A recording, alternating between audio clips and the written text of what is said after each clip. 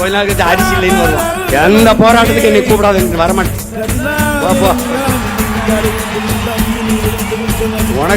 உனக்கு தான் ஒரு கஷ்டம் வராத, நீதான் கடவுளின் ஆட்சியை நிறுத்தி. அப்புறம் நாங்க தேவைப்பட மாட்டோம்ல. ஏதாவது ஒரு பிரச்சனைன்னு வீட்டுக்கு வந்துட்டு எனக்கு மனு கொடுக்க வா.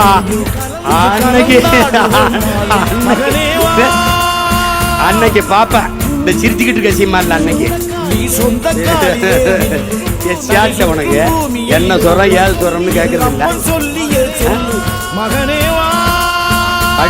படிச்ச இளைஞர்களுக்கு 4000, இடைநிறுத்தத்துக்கு 15,000, கல்வி கடன் 20 லட்சம். எங்கிருந்து ராஜா, எங்கிருந்து?